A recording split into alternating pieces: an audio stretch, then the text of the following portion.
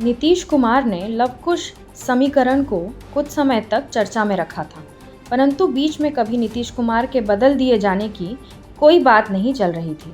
जब नीतीश कुमार ने सीएम पद भाजपा को देने का तय कर लिया, तब क्या उन्होंने सम्राट के पक्ष में जिद की थी?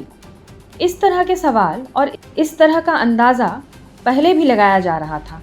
सम्राट चौधरी को 6-7 वर्षों में भाजपा ने सदस्य बनने से लेकर मुख्यमंत्री पद तक सौंप दिया। नीतीश कुमार जब मुख्यमंत्री पद छोड़ रहे थे, तब वह इस स्थिति में नहीं थे कि सम्राट चौधरी का नाम तय करके उन्हें बनवा देते। उनके पास के दरबारी लोगों ने ज़रूर यह माहौल बनवाया कि नीतीश कुमार का लवकुश समीकरण का अरमान पूरा हो जाए, इसलिए वे सम्राट को चाहते हैं।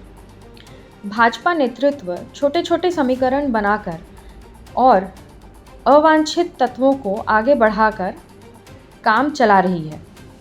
एकदम नया चेहरा उभार सकते थे।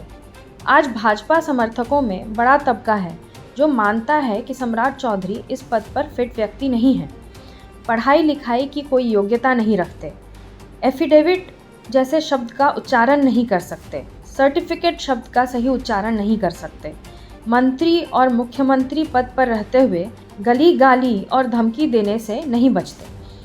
खुलकर अब यह बात कही जा रही है कि भाजपा में अन्य बहुत सारे योग्य लोग हैं जो सम्राट के मुकाबले में आगे थे। यह पूछा जाता है कि शहनवाज हुसैन बीजेपी में हैं और थोड़े समय वे बिहार के उद्योग मंत्री भी थे। उन्हें सबसे अधिक योग्य उद्योग मंत्री माना जाता है।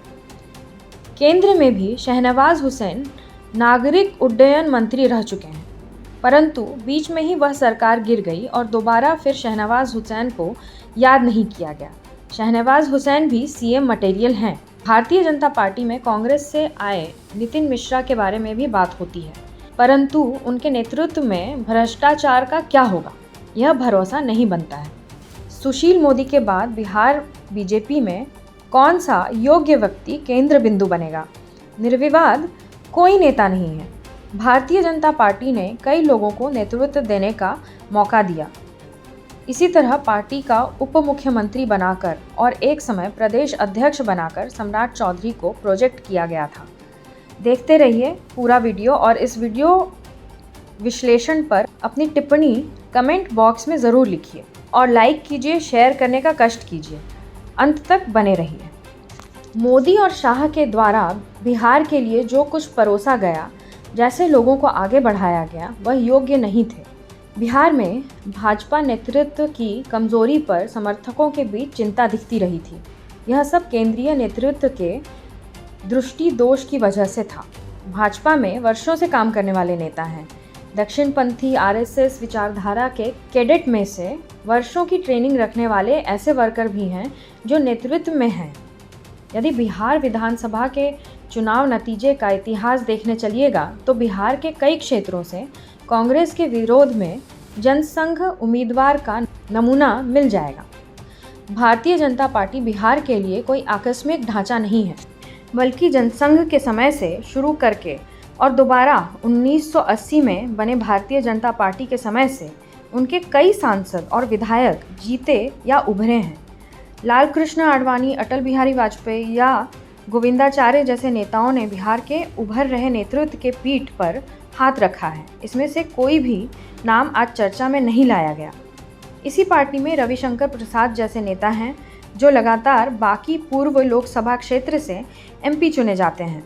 रविशंकर प्रसाद के अपने अनुभव हैं, उनकी तरफ भी नहीं देखा गया।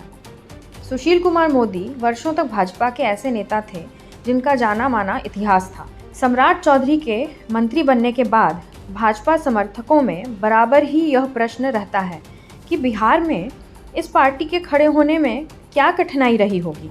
केंद्रीय नेतृत्व के लिए क्षेत्र में शासन के आगे राज्य के नेतृत्व को महत्व देने की आदत नहीं रही। यही वजह है कि भाजपा आज भी बिहार की सत्ता में होकर भी अपने बुरे दौर में है।